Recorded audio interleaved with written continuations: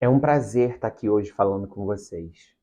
E esse vídeo é muito especial para mim, porque vai ser através dele que todos vocês que me seguem aqui na rede, seja aqui no Brasil, seja no mundo inteiro, terão a oportunidade de conhecer quem é o Daniel Souza de verdade, na sua essência. Mas por que eu escolhi esse dia de hoje, dia 1º de maio, que é um feriado nacional e também em outros países, Dia do Trabalho, mas também conhecido como Dia do Trabalhador em vários países? E é uma data muito importante, é uma data que marca muito a nossa história, a nossa cultura e a história de vários países. Porque lá atrás, em Chicago, no ano de 1886, muitos trabalhadores reivindicavam melhores condições de trabalho nas fábricas. E eu escolhi esse dia para poder dividir a minha história de vida com vocês, não apenas para poder dividir, não apenas para poder contar, mas que de alguma forma eu consiga chegar até vocês e passar a informação que muitos de vocês não conhecem. Muitos de vocês conhecem o Daniel Souza aqui no LinkedIn, por exemplo, como aquela pessoa que divulga vagas, como aquela pessoa que fecha diversas vagas durante a semana, como aquela pessoa que sempre dá atenção a todos que vêm em busca de uma ajuda, de uma reformulação de currículo. Muitos de vocês sabem que eu trabalho com recrutamento e seleção, sabem que eu trabalho com treinamento e desenvolvimento, sabem que eu trabalho com desenvolvimento humano e organizacional, sabem que eu dou palestra, dentre outras muitas coisas que eu faço, além de ser professor. Mas hoje, na verdade, eu gostaria de dividir com vocês a minha história pessoal, a minha história de vida. E eu gostaria de dividi-la para que ela pudesse inspirar vocês, principalmente nesse dia de hoje. E vamos do início, importantíssimo. Lá atrás, quando eu tinha lá os meus 9 anos de idade, mais ou menos, é claro que muita coisa aconteceu até os 9, né? A gente acha que uma criança, de repente, não passou por muitas coisas, mas cada um de nós tem uma história. E a minha começou basicamente aos 9 anos de idade. Eu sou uma pessoa que amo fazer aniversário. Adoro celebrar o dia que eu vim ao mundo, o dia que começa um novo ciclo na minha vida. Inclusive, meu aniversário está chegando, né? Já é na quinta-feira agora, dia 4 de maio, e eu completarei 36 anos de idade. Mas eu lembro que aos 9 anos de idade, o meu pai me fez uma pergunta próximo do meu aniversário e disse para mim: Filho, o que você gostaria de ganhar de presente? E eu, sem pensar duas vezes, falei para ele assim: Pai, eu gostaria que o senhor me matriculasse num curso de inglês. O meu pai é marceneiro, hoje aposentado, com seus praticamente 70 anos de idade. A minha mãe do lar, hoje com praticamente seus 65 anos de idade. Hoje meu pai é aposentado, a vida toda ele foi marceneiro. E a minha mãe sempre foi do lar. E até hoje, inclusive, ela vende Natura, ela vende Avon, para conseguir o trocadinho dela ali e fazer as coisinhas que ela precisa e gosta de fazer. Então eu não venho de uma família rica, eu não venho de uma família estruturada. Dentro da minha família, eu fui a primeira pessoa a ter um diploma de ensino superior e foi tudo com muita luta. E quando eu digo para vocês com muita luta, eu não sou melhor do que ninguém. Pelo contrário, a ideia de dividir a minha história de vida com vocês, como eu falei anteriormente, é para que sirva de inspiração para muita gente. Até porque eu sei que existem pessoas e existem histórias no nosso país que são muito piores do que a minha. Mas quando eu falei para o meu pai aos 9 anos de idade que eu gostaria que o meu presente fosse a matrícula no curso de inglês, ele virou para mim e falou assim: Filho, o papai não pode pagar. Eu lembro que na época eu fiquei muito triste com isso, mas eu soube esperar. Mesmo sendo uma criança, eu sempre gostei de estudar, Na época, na minha geração, existiam apelidos, brincadeiras, que graças a Deus nós evoluímos e hoje nós enxergamos de outras formas, estamos evoluindo, estamos no processo. Mas eu era considerado aquela pessoa que sempre gostou de estudar. Eu sempre chegava em casa, ainda de uniforme escolar, sentava para fazer o trabalho de casa, para terminar o trabalho de casa e ir para a rua brincar. Eu era aquela pessoa, aquela criança de brincar na rua. Queria me colocar de castigo, era falar, hoje você não vai para a rua. E era muito engraçado porque até os meus 18 anos de idade, eu cresci em uma favela aqui do Rio de Janeiro, na zona oeste do Rio. Nesse momento eu prefiro não citar o nome, depois podemos falar no particular, mas ali eu sempre olhava à minha volta e eu sempre costumei, enquanto criança, me espelhar em outras pessoas, em outras histórias, em outros adultos, e eu olhava em volta e eu não conseguia ver nenhum exemplo no qual eu falasse: eu quero ser igual a essa pessoa, eu quero ter essa profissão, eu quero ser igual ao meu pai, marceneiro, eu quero cuidar de uma casa como minha mãe cuida. E eu tinha diversos sonhos, mas nenhum deles, na época, era possível. Eu tinha colegas que eram bandidos, eu tinha colegas que entraram para a vida do crime, eu tenho colegas que hoje não estão mais conosco, né? Infelizmente. Na época, enquanto criança, eram pessoas que eu amava brincar na rua, principalmente de bolinha de gude e de peão.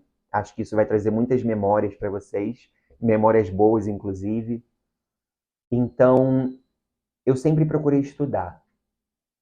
E desde a pré-escola, né, que antigamente nós chamávamos de primário, eu sempre estudei em escola pública, né? Meus pais nunca puderam, nunca tiveram condições financeiras de me colocar numa escola particular.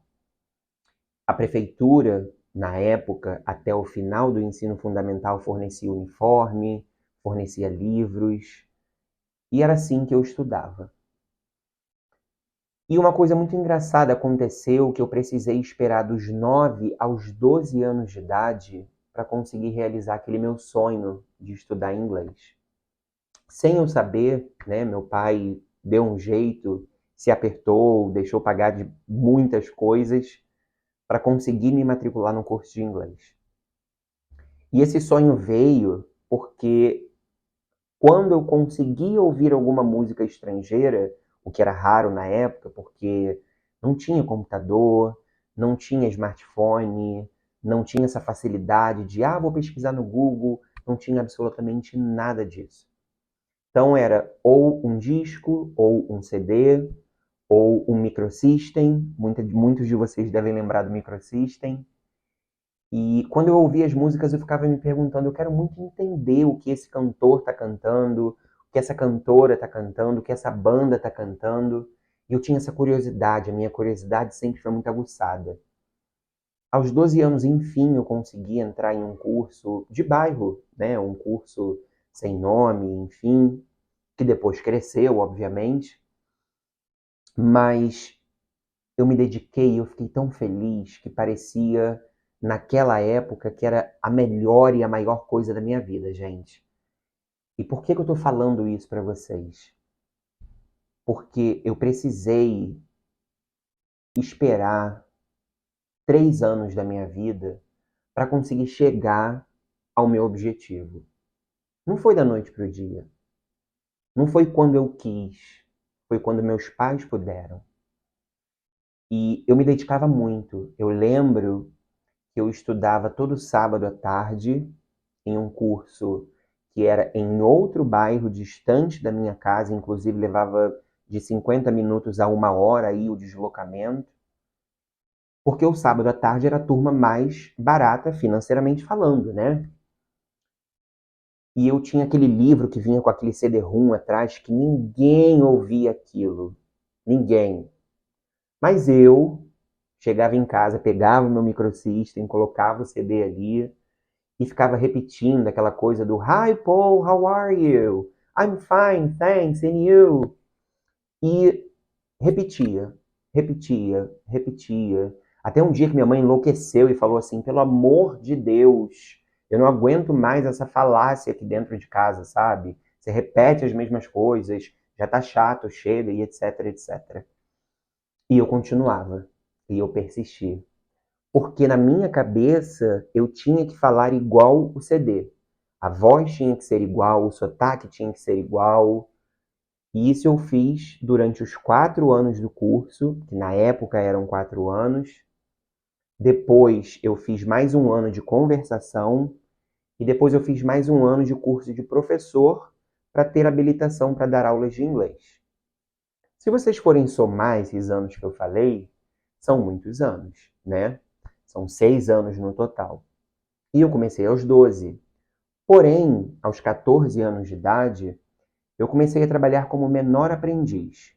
Na época, o programa se chamava Menor Aprendiz, hoje Jovem Aprendiz, e eu trabalhava em um supermercado também da Zona Oeste aqui do Rio de Janeiro, segundo eles, na parte administrativa. Um belo dia, estava eu ali, no FLV, não sei se vocês lembram, que na época era a abreviação de frutas, legumes e verduras, sentado em um caixote, descascando batata. A minha mãe nesse dia foi me buscar no trabalho, eu trabalhava acho que 4 horas por dia, e ela brigou bastante com o gerente do supermercado, porque eu deveria estar na parte administrativa, eu não deveria estar descascando batata, porque eu estudava, porque eu me dedicava, porque eu era inteligente, aquela coisa de mãe, né, que toda mãe tem com o filho, e toda mãe sempre quer o melhor para o filho. Então, eu falei, caramba, naquele momento eu não vi nada demais. Mesmo com pouca idade, eu olhava para aquilo ali, tipo, eu posso tirar uma coisa boa daqui, sabe? E na nossa vida é assim, tem coisas que às vezes a gente se depara no nosso dia a dia, que a gente fala, isso não tem nada a ver com o meu trabalho, não tem nada a ver com a minha vida, mas de alguma forma aquilo ali te acrescenta em algum ponto que você precisa, que a vida enxerga que você precisa, entendeu? E eu enxergava assim. Foi então que, depois de começar inglês, veio aquele sonho impossível na época de fazer um intercâmbio para o exterior. E aí vocês pensam, o meu pai como marceneiro, minha mãe como do lar, e eu, um jovem que estudou a vida toda em escola pública até o final do ensino médio, chega para eles e falar que eu gostaria de fazer um programa de intercâmbio nos Estados Unidos. Eles surtaram, eles gritaram, eles xingaram, falaram que era impossível, falaram que pobre não tinha direito de sonhar esse tipo de sonho, falavam que não tinham condições financeiras de arcar com isso. N coisas que vocês podem imaginar e que provavelmente muitos de vocês também ouviram. Talvez até coisas piores, né? Então eu falei, eu preciso fazer alguma coisa. Eu preciso tornar o meu sonho real. E aqui no Rio de Janeiro, pelo menos, eu não sei nos outros estados, inclusive peço a vocês para compartilharem as histórias de vocês aqui nos comentários, porque isso vai ajudar muito e vai inspirar muitas outras pessoas com as histórias de vocês também, não só com a minha. E aqui no Rio de Janeiro nós tínhamos uma vantagem de estar com uniforme escolar. Quando chegou a época, porque demorou também, tínhamos aquele cartão de passagem que a gente poderia, por exemplo, quando sair da escola, ir para um outro local e depois de lá voltar para casa, mas tinha um número determinado de passagens, né, que a gente podia utilizar por dia. Um desses dias, porque não tinha Google para poder pesquisar a agência de intercâmbio que eu posso ir, não tinha absolutamente nada. Não sei se vocês lembram das páginas amarelas, muitos de vocês devem lembrar. Quem não lembra, joga no Google aí que tem várias fotinhos. E eu achei uma agência na Barra da Tijuca, que também é a zona oeste aqui do Rio de Janeiro, mas é um bairro de pessoas com um poder aquisitivo muito maior do que o bairro que eu vivia, né? E na minha realidade. E eu fui com uniforme escolar. Eu lembro quando eu cheguei lá na agência, porque também uma amiga minha, uma conhecida da escola, indicou essa agência. Porque uma prima, uma amiga, não lembro agora, porque tem muito tempo, tinha indicado essa agência, tinha ido por essa agência e tinha falado que era de confiança. E antigamente, vocês sabem que nós tínhamos muito essa referência, né? Alguém tem que ter ido, alguém tem que ter falado para que eu possa confiar e conseguir fazer também. E foi muito triste, porque quando eu cheguei na porta da agência, deviam ter em média de 3 a 5 pessoas trabalhando ali, atendendo o público, e a agência estava completamente vazia. Eu com uniforme escolar, de escola pública, cheguei na porta da agência e ninguém veio me atender. Eu, naquela hora, senti um vazio muito grande, porque eu estava do lado de fora da agência vendo aquelas fotos lindas, daqueles lugares lindos que eu falava que um dia eu ia visitar, e eu não tinha como. Eu cheguei a entrar na agência e ninguém veio falar comigo. Desculpa. Mas eu lembro, e eu sei disso, que Deus sempre envia anjos para a nossa vida. Uma menina que estava lá no fundo da agência veio até mim e falou assim: Você gostaria de mais informações sobre os programas de intercâmbio? Eu era muito magrinho, muito franzino, eu sozinho. Falei: Eu gostaria sim, mas eu não sei como funciona. Ela falou assim para mim: Para onde você gostaria de ir? Eu falei: Eu gostaria de conhecer os Estados Unidos. Algum lugar em específico? Eu falei: Eu não sei, não sei. Se você puder me mostrar, eu te agradeço. E aí ela me mostrou, eu me encantei pelas fotos, aquele folder grande assim. Eu olhei e falei: Meu Deus, eu tô olhando para as fotos e me imaginando nesse lugar, sabe? E aí eu pedi para ela anotar todas as informações naquele folheto, naquele caderno, né, de informações com as fotos, de forma de pagamento, do que fazer, mas eu sabia que meus pais não tinham condições de arcar com aquilo, porque eles já estavam hiper apertados para conseguir pagar o meu curso de inglês, que era muito barato na época, tá? Não era nada absurdo. E mesmo assim meu pai teve que abrir mão de outras coisas para pagar meu curso.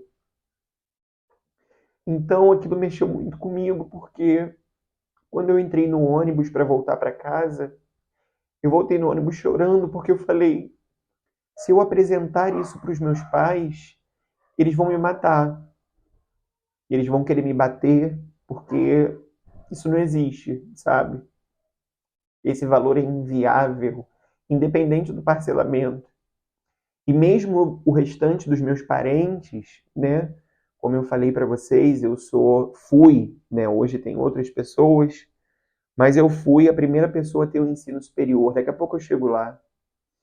E aí eu fui chorando no ônibus. Quando eu cheguei em casa, eu tive a coragem de mostrar para eles aquilo.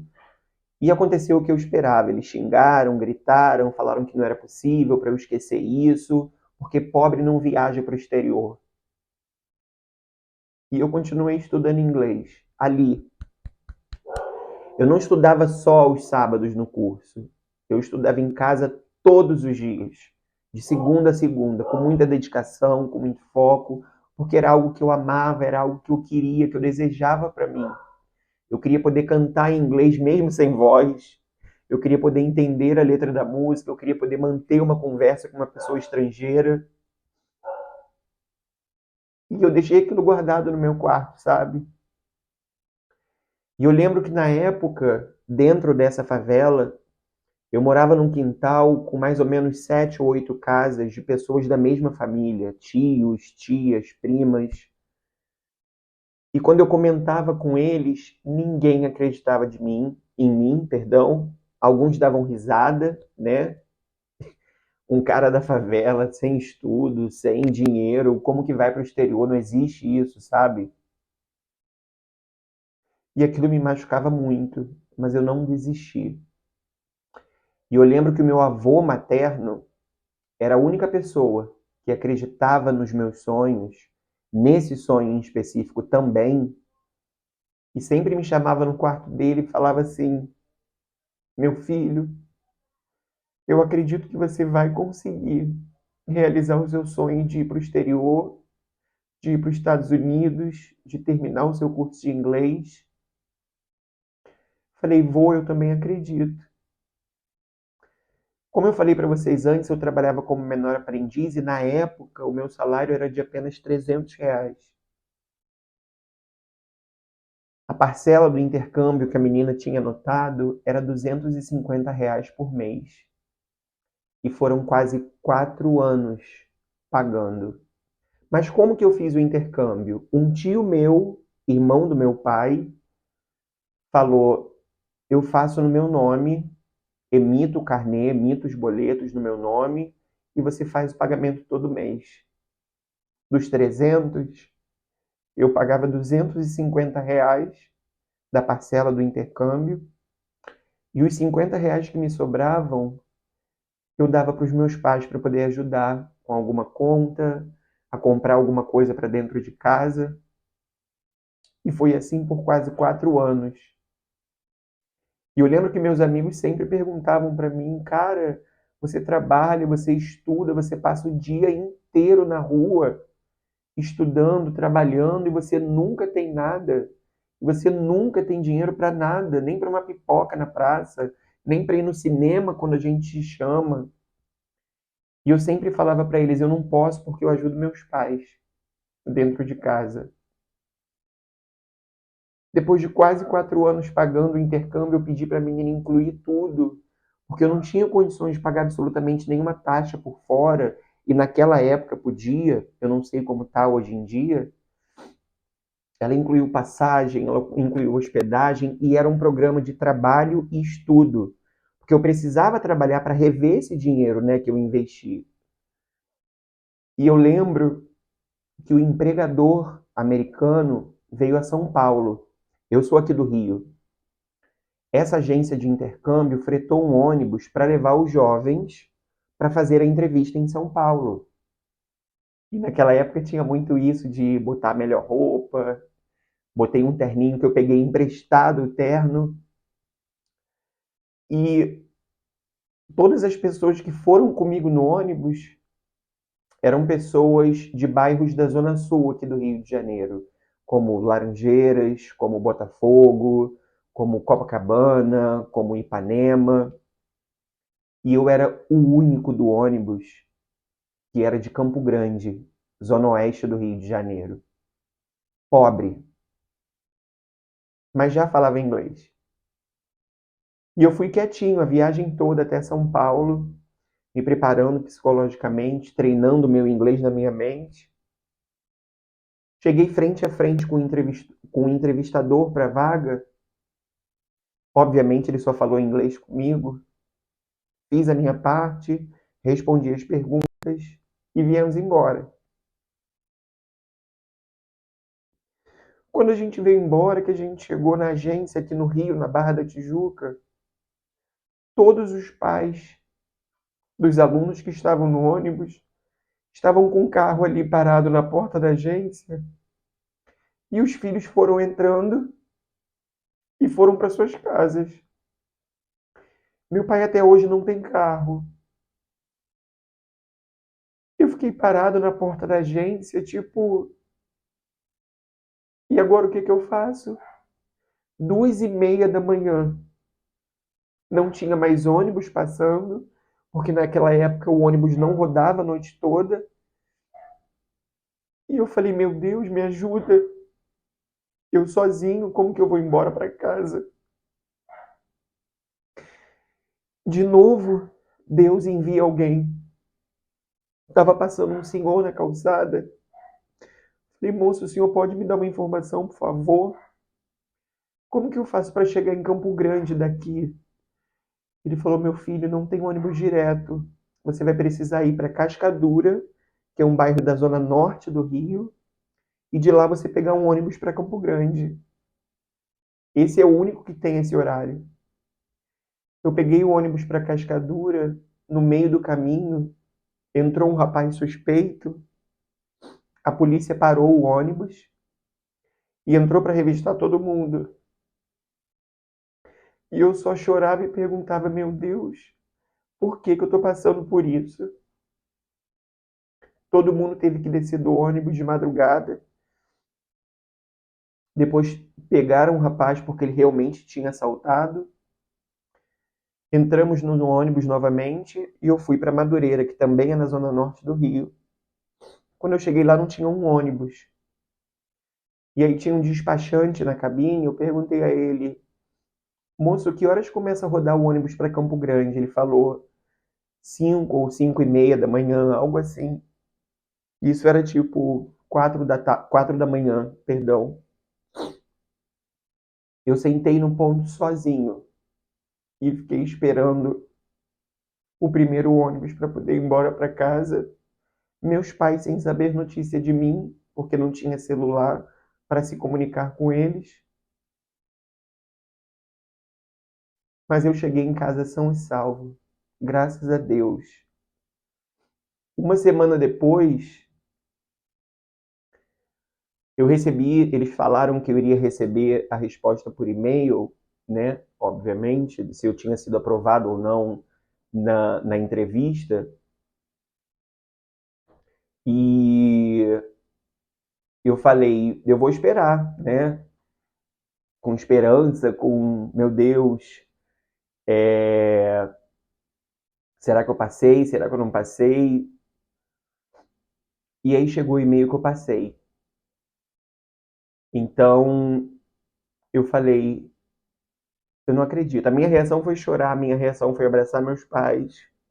E depois eu descobri que todos aqueles outros jovens, a maioria não passou na entrevista com esse entrevistador americano em São Paulo. Por nervosismo, porque não tinha um nível de inglês que ele precisava naquele momento. Quando eu passei, eu falei, meu Deus. Fui até o meu avô, por parte de mãe, abraçá-lo, agradecê-lo. E aí eu falei, vai dar tudo certo. Eu vou conseguir seguir pagando meu intercâmbio. E eu ia viajar dia 6 de abril, perdão, dia 6 de dezembro de 2006. Com tudo certo, passagem emitida, local para ficar, trabalho certo. Quando chegou dia 11 de outubro desse mesmo ano, o meu avô, por parte de mãe, faleceu. A única pessoa que acreditava em mim, a única pessoa que falava, você vai conseguir, meu filho. Naquele momento eu falei, eu desisto. Eu não quero mais ir. Meu avô acreditava muito em mim, e sem ele aqui não vai ser possível, não tem como, sabe? E aí meus pais entraram em ação e falaram, você batalhou e trabalhou muito para esse momento. Você indo, você vai deixar o seu avô feliz. E de outubro, do dia 11 de outubro até o dia 6 de dezembro, eu fui. Eu já tinha completado 18 anos.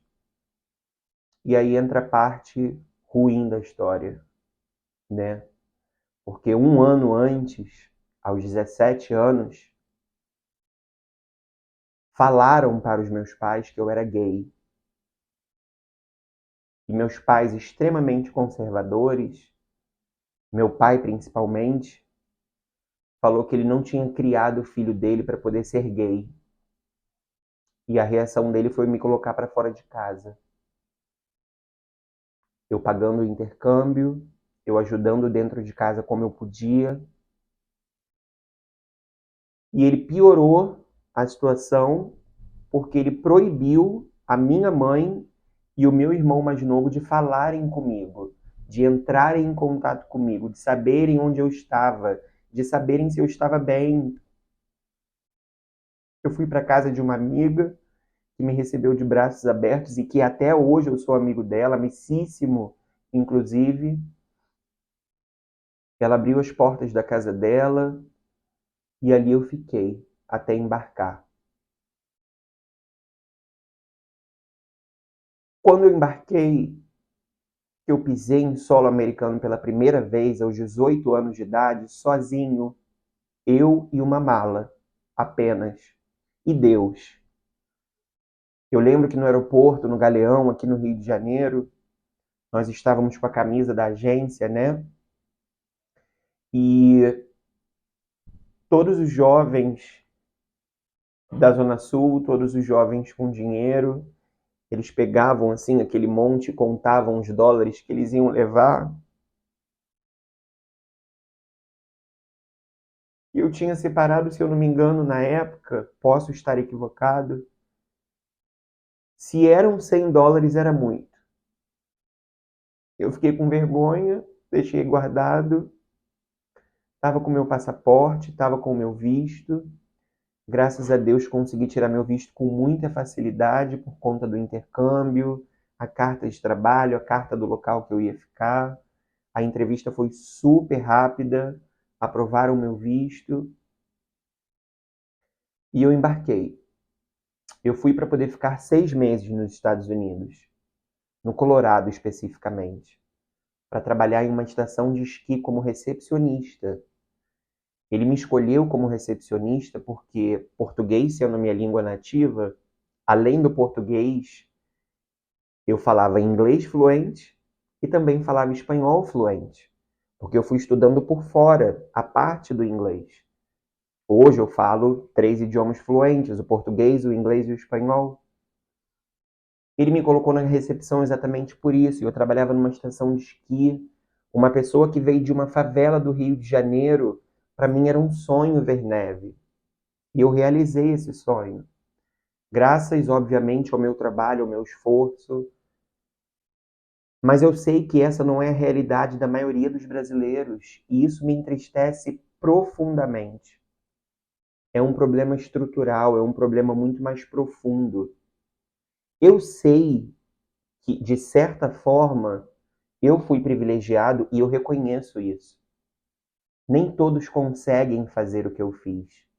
Nem todos podem fazer o que eu fiz. Independente do discurso que cada um faça, independente do que cada um que está assistindo esse vídeo acredite, as realidades são diferentes. As oportunidades são diferentes, sim, em todo o país. Infelizmente. O sistema precisa mudar. Mas aí, até o sistema mudar, o que a gente pode fazer pelo outro? O que a gente pode fazer por nós mesmos? Foi isso que eu pensei. E eu me perguntei, o que eu posso fazer por mim mesmo? E eu fui lá e fiz. Eu tive condições de fazer, mesmo tudo indo contra. Mas nem todos têm essa oportunidade. Nem todos têm essa chance. Porque muitas das vezes o sistema não permite. E esqueçam aqui viés ideológicos, viés políticos. Eu vim dividir apenas a minha história pessoal com vocês, para que vocês tenham a oportunidade de se conectar com o Daniel Souza de verdade, no profundo, que fala com vocês aqui todos os dias no LinkedIn. Lembra que eu falei que eu fui para ficar 6 meses trabalhando e estudando? Pois bem, eu renovei o visto depois de estar lá. E os 6 meses viraram 3 anos e 8 meses. Do Colorado eu fui para a Califórnia, morei em Santa Mônica, na Califórnia, e eu tinha 3 empregos. Eu era garçom, eu era camareiro e eu trabalhava como caixa em uma loja de departamento, tipo C&A, Riachuelo, enfim, com muito orgulho. Porque dali eu tirava meu salário para me alimentar, dali eu tirava o meu salário para pagar meu aluguel, dali eu tirava o meu salário para o meu lazer quando sobrava, vivendo em um país de primeiro mundo, tá? Não vou nem falar do Brasil, porque senão são 3 horas de vídeo, ou mais. Então, eu tinha 3 empregos, eu trabalhei muito, e eu aproveitei porque eu dividia uma casa com 7 pessoas aqui da América do Sul. Para o aluguel ficar mais barato, obviamente. E o que aconteceu? Dentro de casa, como eu era o único brasileiro, eu aproveitava para falar e treinar o meu espanhol dentro de casa, e na rua e no trabalho eu treinava o meu inglês.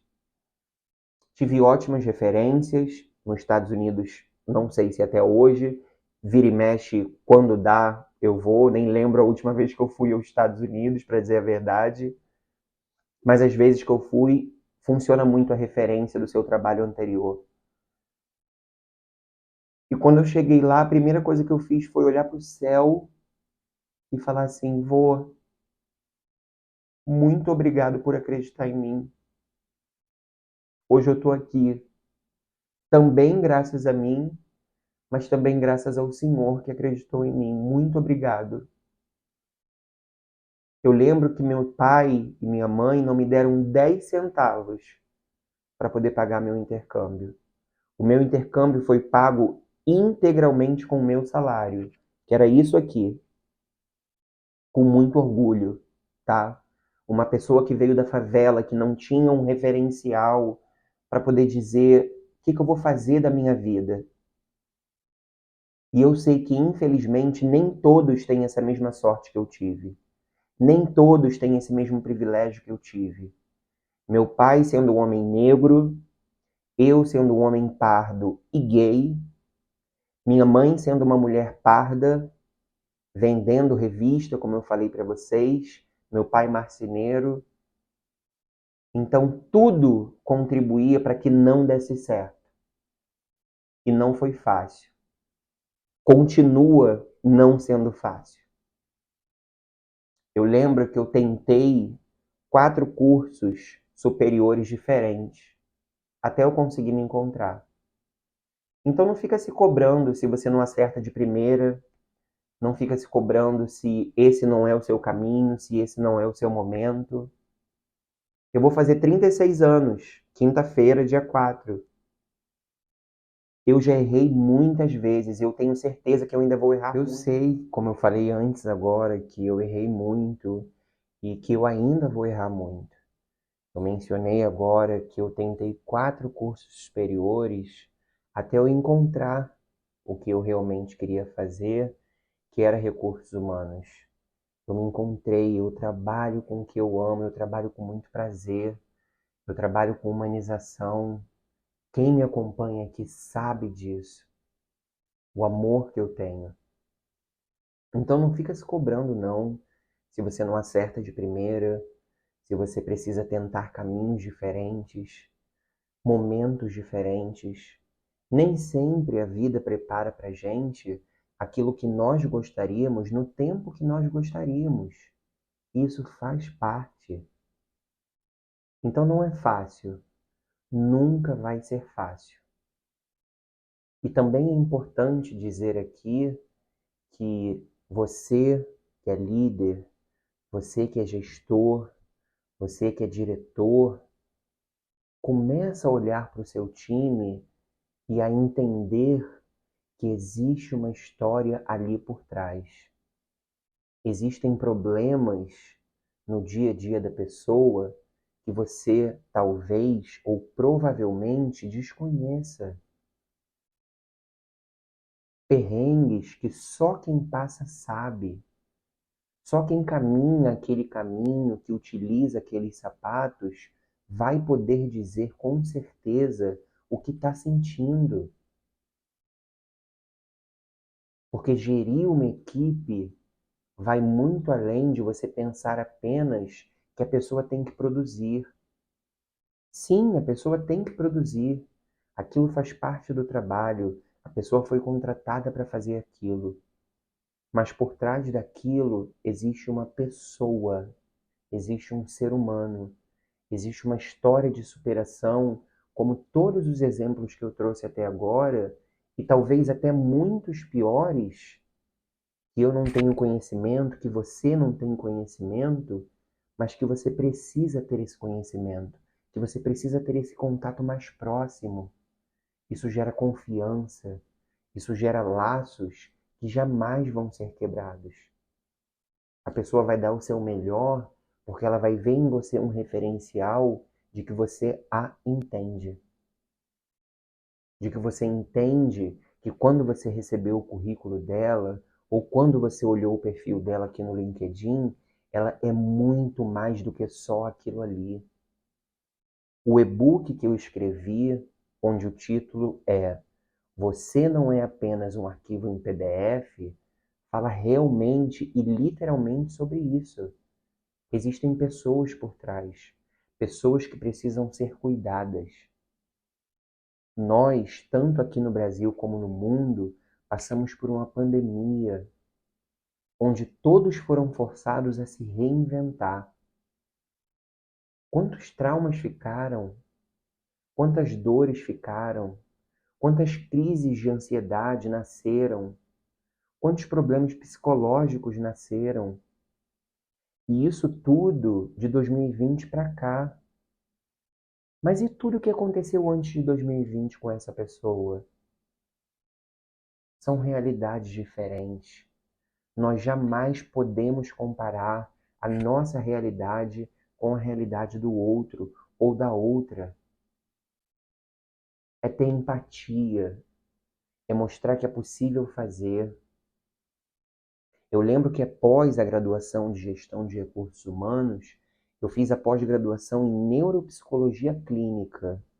Até hoje eu me pergunto, né, por que eu fiz Neuropsicologia Clínica? Porque na turma só tinham psicólogos que... E nessa pós que eu estava falando de Neuropsicologia Clínica, foi muito engraçado, porque na primeira aula a professora me perguntou: o que você está fazendo aqui se você é de RH? A turma toda era formada por psicólogos que iam atender na clínica. E eu respondi para ela: porque eu quero levar a neuropsicologia para dentro das empresas, por saber da necessidade que existe de ter alguém que conhece, que estudou, que entende de neuropsicologia para trabalhar com toda a gama de colaboradores, desde o operacional até a diretoria, pela importância que isso tem, pelo peso que isso vai trazer, a cultura como ela é construída. Então veio a graduação em RH, veio a pós-graduação em neuropsicologia clínica e tantas outras coisas de soft skills e de hard skills que foram acrescentadas à pessoa Daniel e ao profissional Daniel para que eu chegasse até aqui hoje. Quando vocês veem ali abaixo do meu nome, CEO e fundador da IgoPro, hoje a IgoPro está prestes a completar um ano e só tem eu de funcionário, de colaborador. Porque eu não tenho caixa para investir. Eu não tenho investidor anjo, eu não tenho investimentos para contratar maquinário, para contratar profissionais que eu quero treinar para que desenvolvam o trabalho como eu desenvolvo e até melhor do que eu desenvolvo. Essa é a minha ideia, essa é a minha missão. Transformar vidas através da minha história de vida, através da minha experiência, através do meu conhecimento. Então, por esse motivo que eu estou aqui hoje compartilhando, me abrindo assim, me despindo para vocês em detalhes, para vocês entenderem a vida completa do Daniel Souza, que está sempre aqui falando com vocês. Que não foi fácil, que vai continuar não sendo fácil, mas que eu sempre vou continuar fazendo o melhor para mudar o cenário todos os dias dentro da área de RH. Seja através de elogios, seja através de críticas, como a gente vê muito aqui pela rede, mas eu não posso eu não posso basear o meu trabalho em outros profissionais. Eu tenho que me basear em mim. A minha competição é comigo mesmo. O que eu posso fazer melhor todos os dias para oferecer para empresas que trabalham comigo, para pessoas candidatas que trabalham comigo, para rapidez, para assertividade. Então tem muita coisa que constrói, por exemplo, uma soft skill de uma pessoa candidata. E não apenas competências de comunicação, mas e a resiliência e o que essa pessoa passou na vida, o quanto ela pode contribuir na sua empresa. Hard skills, que é a parte técnica, pode ser treinada. É o momento de nós entendermos o todo. Quem é aquela pessoa de verdade? Se conectar com aquela pessoa, se conectar com a história dela. Ter esse conhecimento, ter essa vivência e mostrar que a gente pode e deve fazer diferente, tem como. E é exatamente isso que eu faço. Como aquele garoto sonhador lá atrás de 9 anos de idade, eu continuo sendo ele com praticamente 36 anos. Eu tenho certeza que a Igo Pro está no início, com praticamente aí 1 ano de vida, que vai completar 1 ano dia 18 de maio, e que vai crescer exponencialmente. E aqui eu não estou falando só de Brasil, aqui eu estou falando de mundo. Aqui eu estou falando de profissionais que eu tenho certeza que eu vou chegar ao ponto de conseguir trazer para a Igo Pro para somar, para que eu possa aprender com elas, para que eu possa oferecer benefícios que elas falem assim: eu não quero sair daqui. Então, usem esse exemplo, essa história, esses detalhes que eu estou trazendo para vocês como inspiração de que nós, e eu me incluo nessa, sempre podemos ser pessoas melhores e profissionais melhores. Juntar esses dois mundos, ter a escutativa, saber fazer a pergunta correta. Tudo é possível. A palavra impossível, ela só existe na cabeça daquela pessoa que pensa, não vai dar. Mas sim, vai dar. Sim, nós vamos conseguir. Eu e todos nós. Então peço a vocês a gentileza, eu sei que o vídeo está enorme, eu sei que eu falei muito, é muita coisa sobre minha história, mas se você tirar um tempo para assistir tudo que eu estou falando aqui e refletir e colocar em prática, você vai ver como muita coisa, se não tudo, pode mudar à sua volta. Seja na sua vida pessoal, seja na sua vida profissional, seja na sua empresa. E o que eu puder fazer para ajudar, como eu sempre faço, quem me acompanha aqui sabe, eu continuarei fazendo incansavelmente. De manhã, de tarde, de noite, porque o meu papel é somar. O meu papel é mostrar o caminho. O meu papel é desenhar. O meu papel é melhorar, é trabalhar em equipe, porque sozinho nós não somos ninguém. E eu quero dizer para você o seguinte: se eu conseguir, com toda certeza, você também consegue e já conseguiu. Continua contando comigo e vamos juntos.